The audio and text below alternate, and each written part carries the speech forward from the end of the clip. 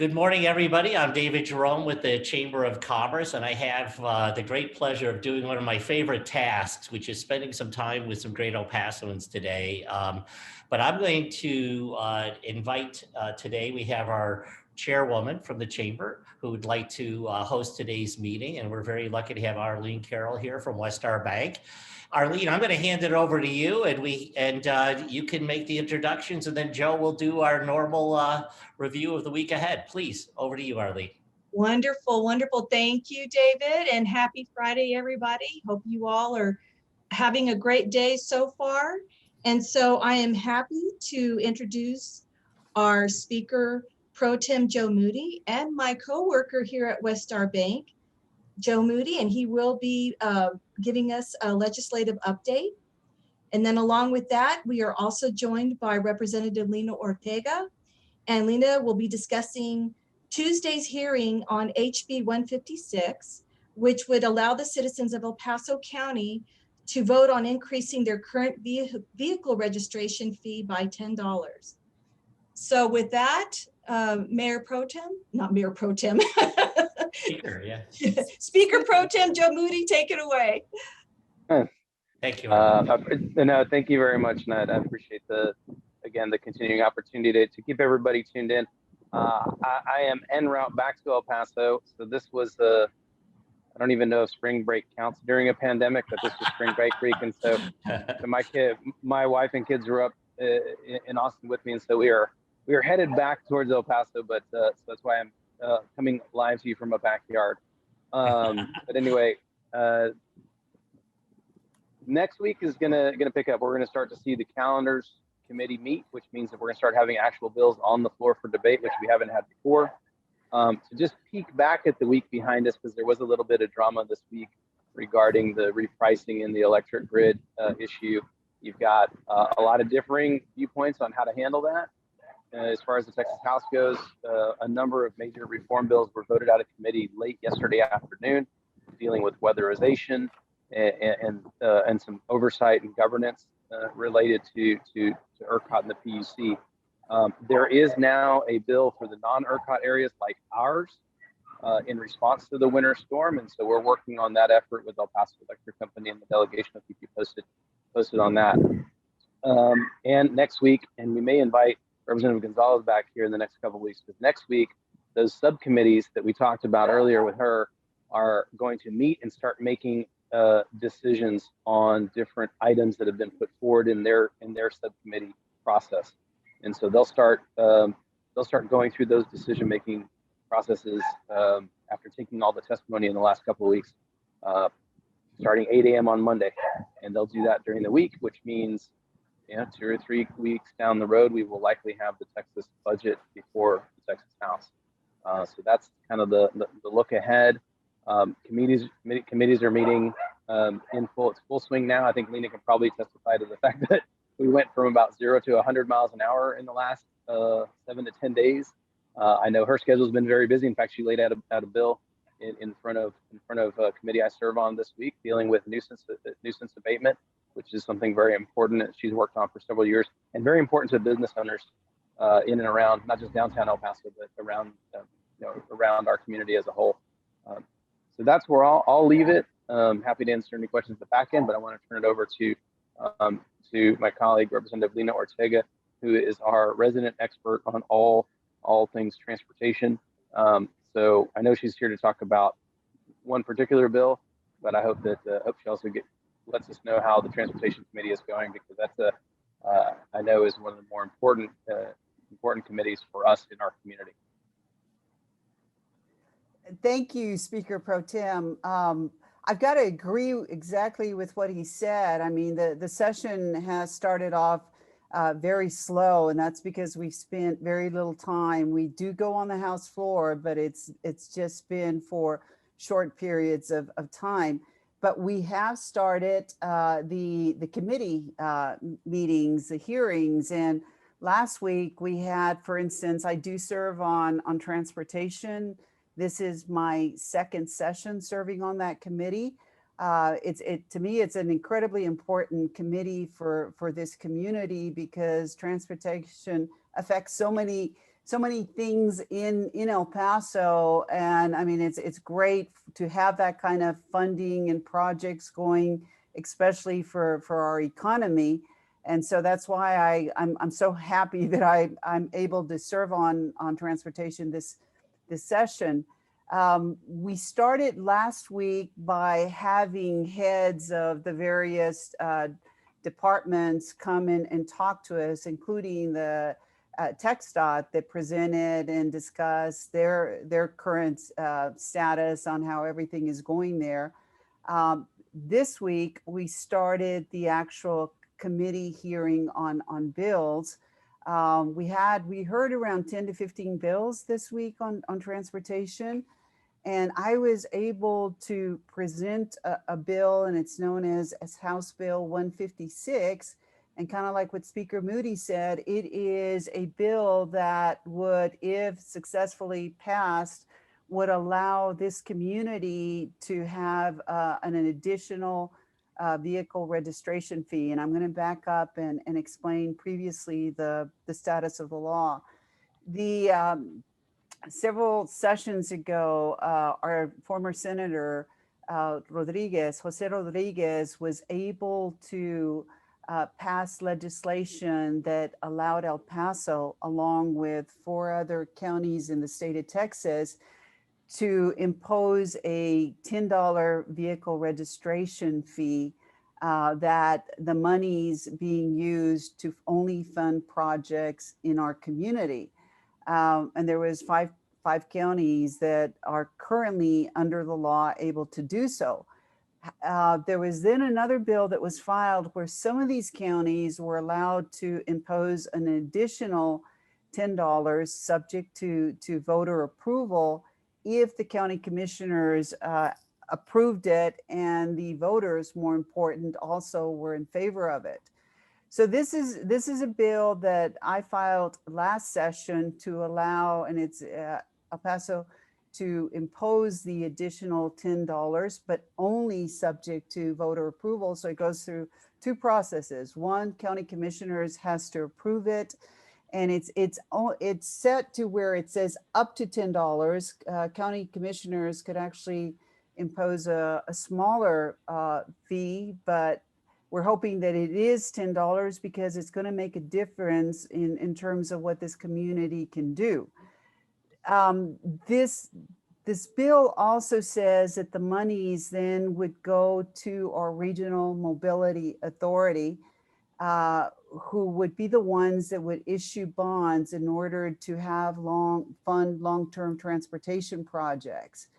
However, the projects under this bill would be selected by our local MPO, our Metropolitan Transportation Planning Organization. So the funding or the selection of these projects would go through a vigorous process, and it would be priority projects for this community. So as you can see, there's various steps involved.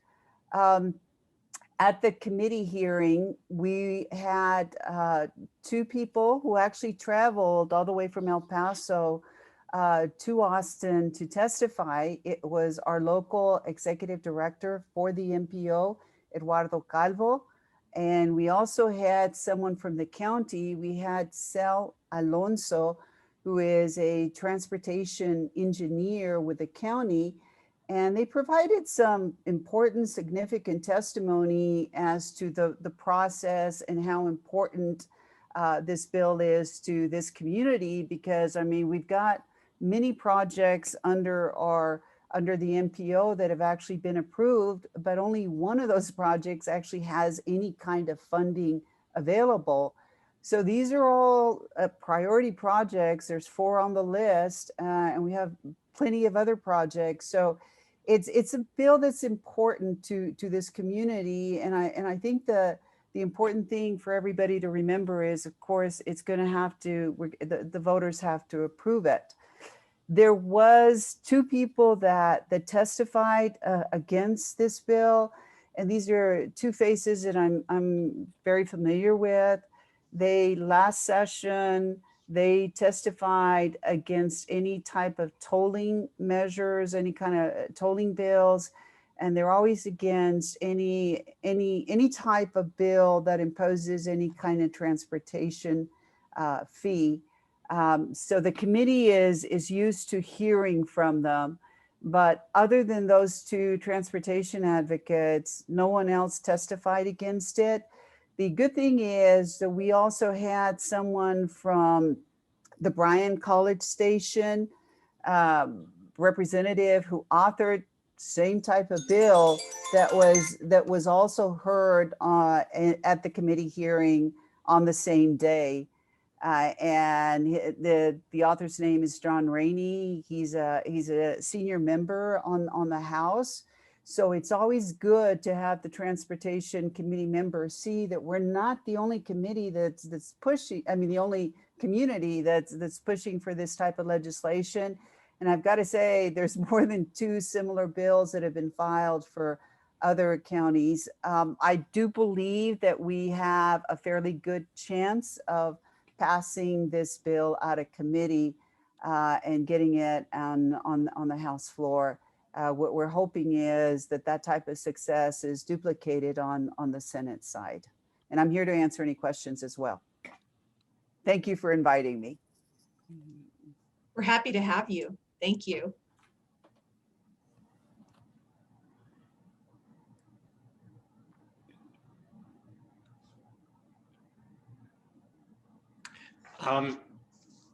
Joe, do you have any updates on bills that you are seeking to make sure everybody is aware of this week? Oh, I think the biggest thing to be aware of is that the tension between the Senate and the House is in full effect as of this last week. It's typically, and those who are spectators of the work that we do, you will see, there's typically friction that it emerges somewhere, right? You have the governor's office, the governor's office, the Senate, and then the House. And so those are what you consider kind of the big 3 entities during a legislative session. And the typical structure, at some point, 2 of those will pair up and will be essentially opposite and antagonistic in many ways to the other third pillar. Last session, it was the governor's office and the House that kind of coalesced around many things and had the friction with the Senate side. It is looking like that is replicating itself this session, and so a lot of these things are internal fights within the Republican Party that Lena and I don't get a front row seat for, and so we just try to navigate this. So when we talk about Lena's bill or my bill, all we try to do is go, "Hey, I'm sorry y'all are fighting about this, and I hope that works out for one of you," and then just try to slide your bill through unaware. No, we had a number of bills voted out of committee this week. I work on a lot of criminal justice reform, a policy, and had a couple of bills voted out in that respect. Heard a bill from the county. County of El Paso brought us a bill because, and this is great, and for anybody who likes to poke fun at government, we have these antiquated laws that if you're not looking for them, you wouldn't know, except for maybe you have to comply with them from time to time. And so there's this deal about the salary grievance committee at the county, and to pick people to serve on that committee, the law literally says you have to draw names from. Well, I said draw names from a hat. I think it's just a container is the way the statute is. And so here's the crazy thing: we've invented these things called computers, and you can randomly select names to do this too. But for some reason, we haven't gone into law to change that. And so we actually had as silly as it sounds, had a bill this week up in committee to allow counties like ours. I mean, if you want to have the old timey feel of a name draw, I guess you can still do that. But our bill would say, let's let efficiency take over in these situations, and so we don't have to waste the county testified that sometimes they'd have to draw 200 or something names just to get enough alternates to be able to fill the grievance committee. So those are types of things that we hope that we can continue to do to create efficiencies in government. And then there's bigger, broader efforts that we're working on. But honestly, there's the friction right now between the House and the Senate is going to jam up a lot of our efforts. And the hope is that some of those more localized things are going to be things that we can move through. And some of the bigger efforts are going to have to be put on the back burner. But we'll keep you posted on this. That's terrific, Joe. Just so you both know, our Speaker Pro Tem knows this already, but Rep Ortega, so you know, we sort of get text in that are the questions that people have based on what they're hearing. So that's why I jumped to Joe right away, because this came in before you were finished. But I will say this for you, I'm trying to sort of put all these questions together in a quick sort of summary. But how did you feel that the Transportation Committee, the dialogue was around the bill that you were pushing? How do you feel? You feel cautiously optimistic? Do you feel like it was a good committee meeting that'll have the right outcome? And do you think that this has a chance, I guess? Oh gosh, David, I really do believe that it has a chance. I think that the bills that we are hearing right now are bills that the chairperson on the committee believes are not going to be controversial when it comes to the committee membership, and that they're bills that should easily pass out of committee. And I know we've got Chairman Canales from the Valley is very supportive of various financial tools that we can use, since transportation funds are limited.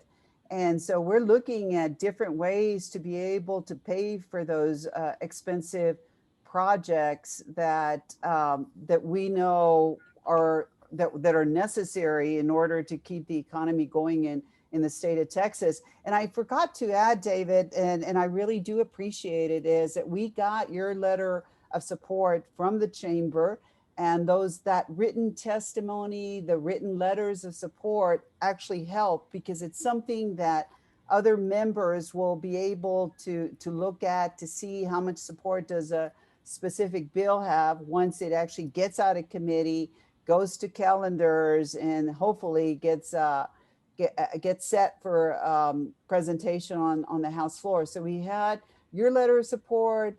This is a priority bill also for the city. We also got a letter of support from Borderplex on this bill. So all of that is incredibly helpful for being successful on this piece of legislation.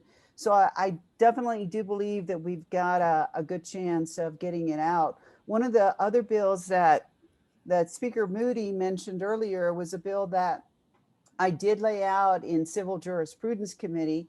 And that's also a bill that's very helpful to this community.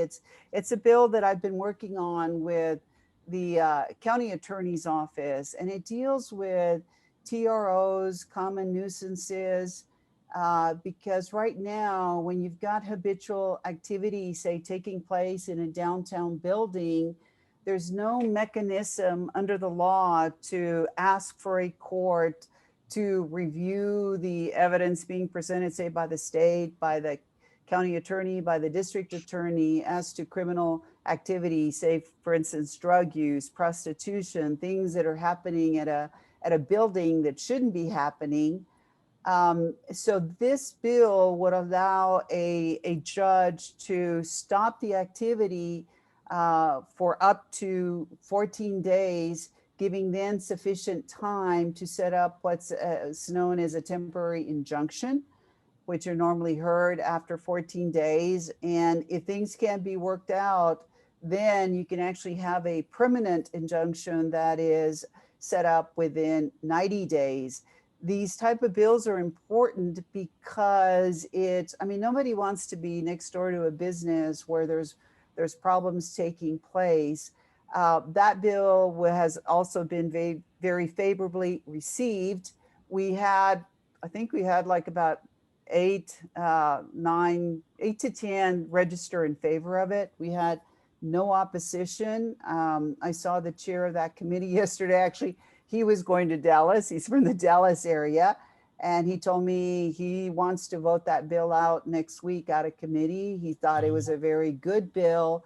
So even though, kind of like what our speaker is talking about, there are conflicts taking place behind the scenes with Republicans, if we at the same time our delegation is putting out a really good effort on getting legislation passed that they should not be controversial bills, but it's stuff that's important to El Paso.